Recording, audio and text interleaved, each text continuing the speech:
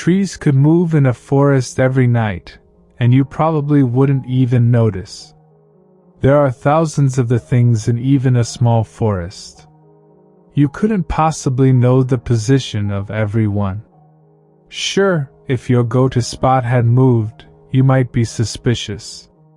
But even then, if you don't go often, you'd probably just think you misremembered. Forests have few exact landmarks. It's the same all around. You'd be forgiven for not noticing the change, for not noticing that the trees are alive. But when they're at the edge of your window, bridging between the vast empty black of the night and the safety of your own home, you'll notice. When the outside world can tap upon your glass, you notice those things. A child cries, "I think I heard a noise at the window." The mother consoles, "It's just a branch in the breeze, honey. Go back to sleep." You read that and feel relief from the explanation. I read that and feel fear. What could be worse than a tree at the window? A tree that was not there yesterday. I've lived on the edge of Inwoods for over a decade. It acts as the border to the west of our small town. There's my street, with Inwoods just beyond the back fencing.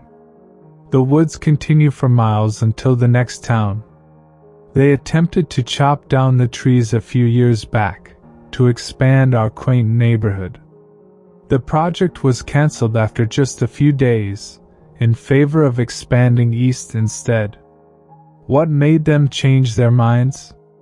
What did they find that made them want to head in the exact opposite direction? They are afraid of something in those trees. Deep within the roots, manifesting in the bark. Perhaps even the leaves themselves, as they gracefully sway unsuspectingly. They have every right to be terrified, we all do. But I wasn't always scared of Inwoods. Quite the opposite, actually. I had a friend. Her name was Emily. We used to play in the woods often as children, climbing the trees, building dens. Nobody knew that place like us. If trees had moved back then, we'd have known about it. I wish I could still hold those memories fondly, but knowing what I know of the woods now, I cannot in good conscience look back and smile. One memory does stick out to me in particular, though. A special destination that I always held near and dear to my heart. A few minutes walk through the woods, staying on the dirt path and keeping to the clearings, there's a big tree. It stands alone proudly, as if there is something different about it. A forest by definition is a large group of trees, but this one didn't feel like part of it. It was a tree in a forest, yes, but it was not a part of the forest it resided in. This was its own thing. It was special. It quickly became our go-to spot, and one day, we marked it as our own by carving our initials into the bark. W.E. Emily went missing in those same woods just a few days later. It was our last time together. I think about it a lot. I was 12 at the time. My parents didn't let me join the local search parties. They told me I'd be scared. I convinced them to let me join just once, and my reaction to what I saw seemed to prove them right. They thought it was a sign of my trauma, but it wasn't. It was the cause. The big tree was gone. Where our initials once etched into a monument of nature itself was now nothing. Emptiness. Of course, nobody knew the woods like me and Emily. Trees don't move. Everyone told me. You're scared. It's okay, we all are, but trees don't move. It only took me 14 years to prove them wrong. The woods began their creeping a little over a month ago. I was getting ready for bed, yet as my glance fell over the window, I noticed a tree over the fence, one that was not there before. The first tree to take a midnight walk, at least the first I had noticed in over a decade. I found myself watching expectantly, but expectant of what I'm not sure. I thought maybe I could catch it moving, morphing in the moonlit nighttime air. But it just stood there, staring back at me. Make no mistake, this tree was staring. No eyes to see, but staring all the same. It felt like it wasn't a part of the forest. A tree in a forest that it does not belong to is a curious thought to some, but a feeling I'm used to. Every night, when I went to bed, I would look out the window. More and more trees from the forest seemed to inch closer to my property. Each time, they stopped feeling like a part of the woods. Their membership to that club ends the moment they begin the move. They are their own collective once they do. I didn't tell anyone. I wasn't even sure what to say. People thought I was crazy for implying that trees move as a child. Imagine what they'd think if I said it now. But a fact not spoken is a fact all the same. There is a horrifying thing one learns about forests when they begin to shift. They make noise. I wish I could say that it was simply a rustling or creaking as they reroute to their new location. That would almost be peaceful. They make noises that get burned into your brain. They screech, they roar, they groan in pain. Their loud whispers whimper through the air every night, reminding us that they are on the move. Their mournful lullaby does everything but help me sleep. They distill a fear in me that I haven't truly felt for 14 years. I knew this was connected to Emily's disappearance all that time ago. I'm not the only one that hears the noises, although I'm the only one who truly listens to their meaning. Many of my neighbors have put their houses up for sale already, because they cannot stand the nightly symphony of nature. That's what they call it. Nature. Nothing about this is natural. I knew the trees were specifically targeting me after just a week. Nobody else had trees at their window, except me. Once at my home, at the edge of what I call my own, they stopped getting closer.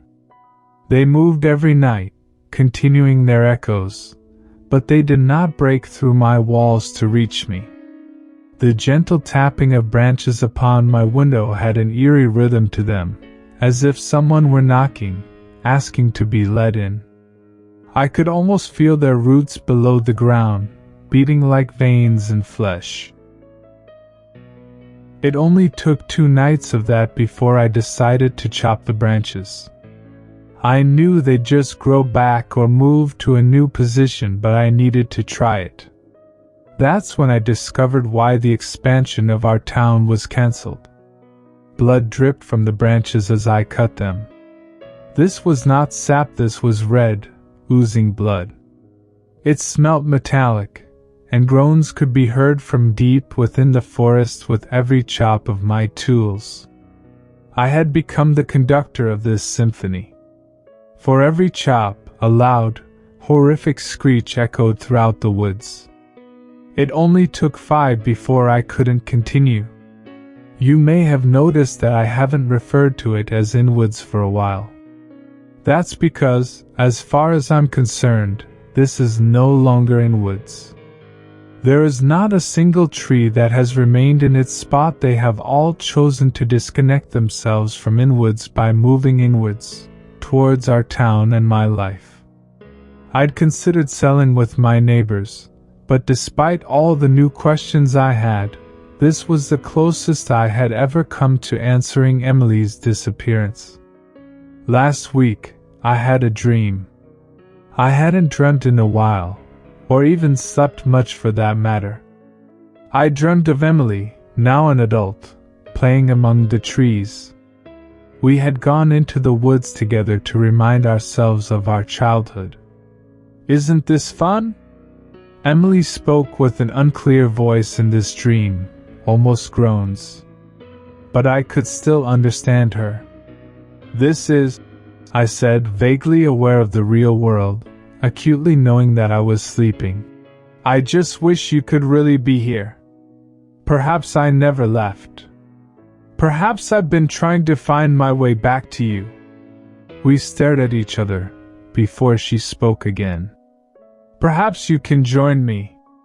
I jolted awake to the sound of the tapping at my window and the distant choir of the forest. Yet something about this tapping felt different, almost more excited than usual. It scraped along my window after each one, as if to no longer ask to come in, but instead to invite me outside. I peeked through the window. Many of the trees had moved away from my home. Only one was right outside. I was still tired and my vision felt crooked, but I could clearly make out the letters engraved into the bark. W.E. For a second, I felt calm. I felt the fear of the past 14 years drift away. Emily? I spoke aloud. The forest responded with whispers that felt more gentle this time. I made my way downstairs and out the back of the house. I walked right up to the big tree and placed my hand over our initials. For just a moment there was peace. The groan stopped, as did the tapping of the window. I felt a pressure tightening in my hand, at the surface of my palm and fingertips. A creaking sound came not from the forest, but from this very spot on the big tree. It was growing around my hand. It wanted me to join it. It wanted me to become a part of the woods, my veins tangling with the roots, my thoughts tangling with the leaves. I pulled away, bits of skin tearing from the outer layers of my hand. The pain I felt was shared. The creaking returned from the forest, louder than I had ever heard it. The forest is not Emily. Emily would not put me in a position like that. She would not ask me to give up my life to become something I am not. I believe the woods have tangled with Emily's memories. That which she was fond of is now what the trees are fond of. Pieces of her mind scattered across in woods the day she vanished, but her soul is not there. A collective network of trees have been given the gift of thought. And it is terrifying.